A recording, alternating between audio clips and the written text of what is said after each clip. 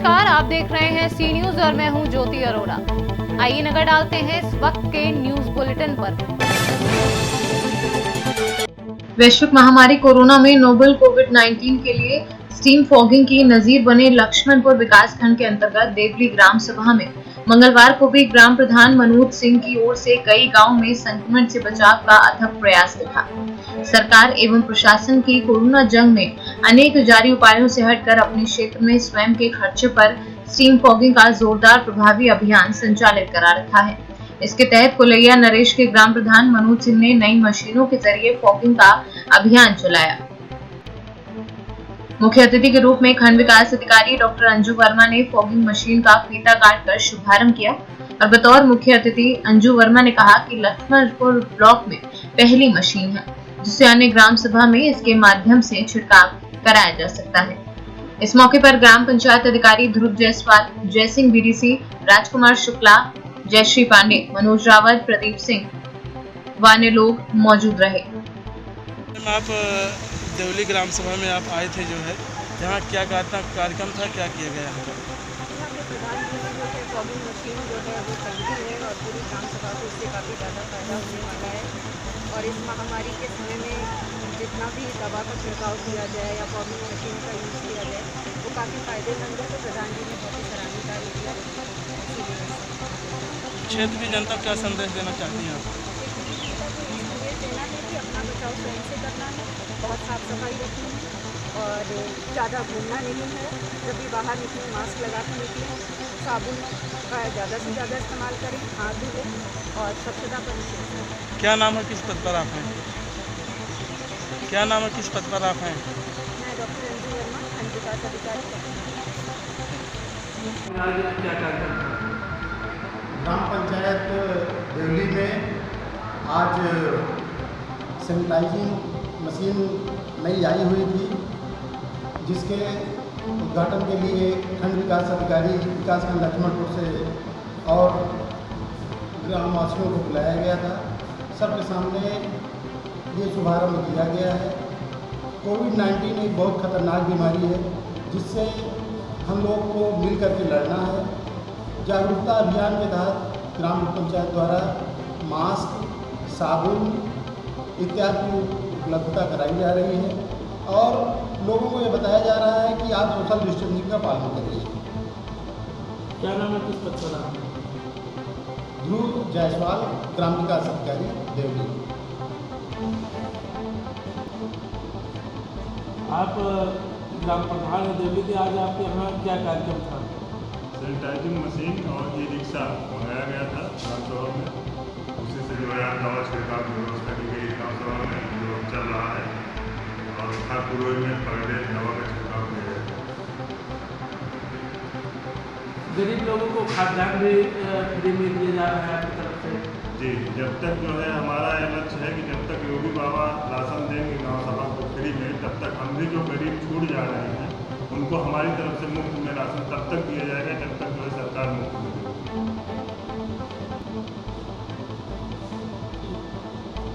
प्रतापगढ़ से सीनियर संवाददाता रोहित जायसवाल की रिपोर्ट। कोरोना के कहर से लोगों को बचाने के लिए जहां एक और अधिकारी, कर्मचारी, सुरक्षा कर्मी और स्वास्थ्य कर्मी दिन रात एक करके लोगों की सेवा कर रहे हैं और लोगों के द्वारा उन पर पुष्प की वर्षा की जा रही है, वहीं दूसरी ओर बहराइच के जिला पूर्ति अधिकारी का एक नया रूप जनता के सामने आया है।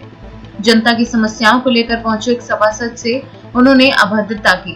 सभासद ने आरोप लगाया है कि डीएसओ ने उनकी दाढ़ी पर कमेंट किया। सभासद ने इस मामले का विरोध करते हुए जिला पूर्ति अधिकारी पर 1 लाख रुपए लेकर कोटा ट्रांसफर करने का आरोप लगाया है। शकील मिर्जा, कहाँ के रहने वाले, किस पद पर है? नाजिरपुरा पूर्वी के सभासद हैं। एक वीडियो वायरल हो रहा है व्हाट्सएप पे जी कि आप जिला पूर्ति अधिकारी से बहस कर रहे हैं। जी, क्या मामला?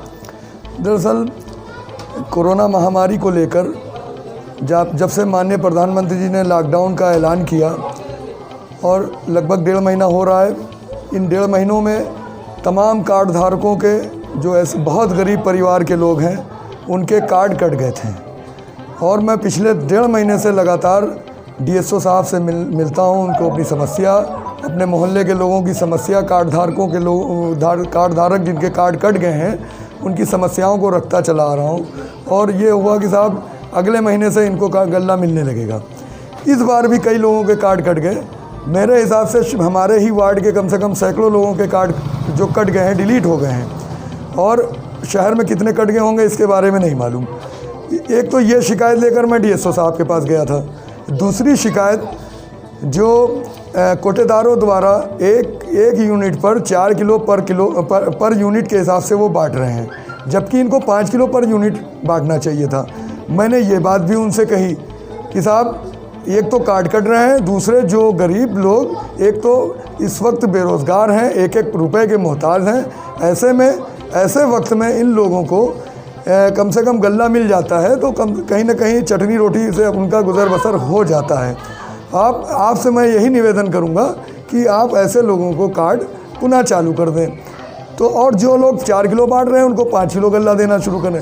इतनी बात मैंने उनसे कही, वो बिला वजह भड़क गए। ऑफिस में चैम्बर में बैठे हुए थे और वो मुझ पर अपशब्दों का इस्तेमाल करने लगे, तरह तरह की बात करने लगे कि आप शहर में अकेले आप ही हैं क्या, जब देखो तब लोगों की समस्या लेकर चले आते हैं।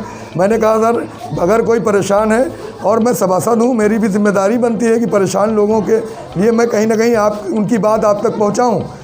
लेकिन पता नहीं क्या मामला था, वो किस बात से इतना ज़्यादा उत्तेजित थे, नाराज़ थे, जो बिल्कुल अपनी भड़ास निकालने लगे और मुझको अपशब्दों का इस्तेमाल मेरे ऊपर करने लगे।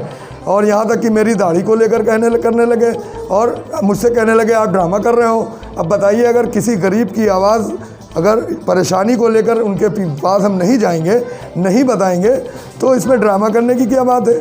उन्होंने जिस तरह का व्यवहार आज मेरे साथ किया, इसके अलावा उनके आरओ ने मेरा हाथ पकड़कर उनके चैम्बर से निकाल कर बाहर किया, इन दोनों लोगों ने, और मुझको बेइज्जत करने की कोशिश की। फिर मैंने अपने बचाव में भी मैंने कुछ बातें रखी उनके सामने, जो जैसे कि पिछले 5-6 महीना पहले मंगला देवी कोटेदार जो नाज़िरपुरा की कोटेदार थी, उसका ट्रांसफ़र करवा दिया काजीपुरा, जो नाज़िरपुरा से 2 किलोमीटर की दूरी पर है। ऐसे हालत में लॉकडाउन के दौरान मोहल्ला वासी अपने मोहल्ले में गल्ला लेते, ना कि दूसरे मोहल्ले में लेने जाते हैं। और ये भी मैंने उनसे शिकायत की, मैंने उनके ये बात रखी, लेकिन वो अपने आगे बिल्कुल नहीं सुने और अपशब्दों का इस्तेमाल करते रहे। मुझको मारने की, गोली मारने तक की बात कही।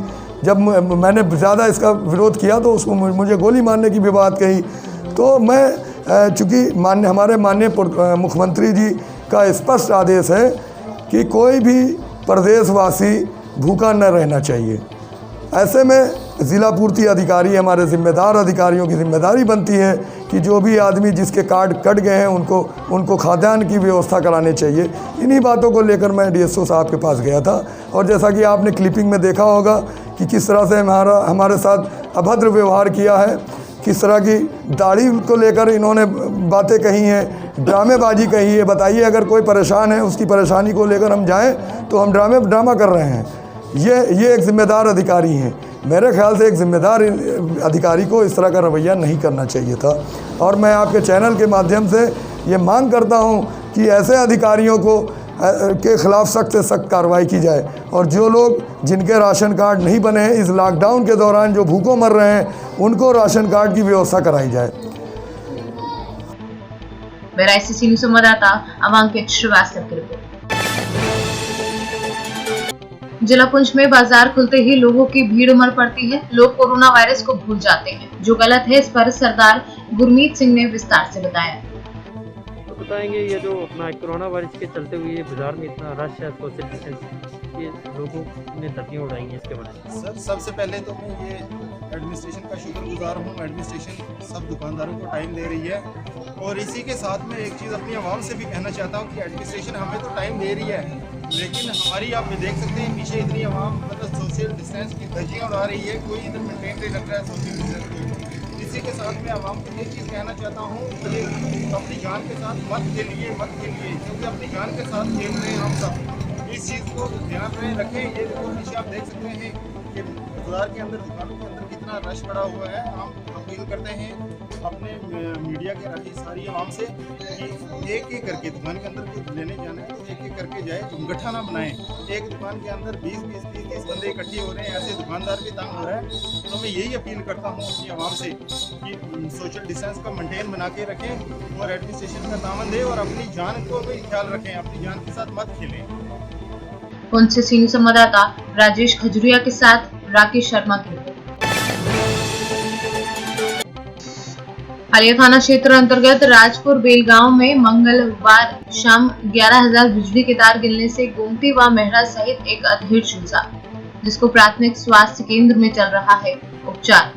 वहीं डॉक्टर अभिषेक जायसवाल ने बताया कि घायल का उपचार चल रहा है, हालत सामान्य है। मिर्जापुर से सीनियर संवाददाता गौरव श्रीवास्तव। समाजवादी पार्टी जलेसर विधानसभा क्षेत्र के कार्यकर्ताओं के द्वारा कस्बा अवागढ़ में सब्जी व फल विक्रेताओं को मास्क व ग्लव्स का वितरण किया गया। साथ ही अपने हाथों से सब्जी विक्रेताओं को मास्क पहनाए गए। व समाजवादी पार्टी के कार्यकर्ताओं के द्वारा बताया गया कि पार्टी के राष्ट्रीय अध्यक्ष अखिलेश यादव के निर्देश पर सभी कार्यकर्ताओं के द्वारा बिना किसी पार्टी फंड के ये वितरण किया जा रहा है, जो कि विगत दिनों जलेसर नगर के सभी फल व सब्जी विक्रेताओं को वितरित किए गए। इस दौरान विधानसभा प्रभारी राकेश यादव, गौरव ठाकुर, इंजीनियर अनुराग यादव, वरुण ठाकुर व अन्य लोग मौजूद रहे। सर, आज समाजवादी पार्टी के लोगों ने क्या कार्यक्रम किया है? ये कस्बा में आप लोग अभी भ्रमण कर रहे थे, क्या है पूरी जानकारी?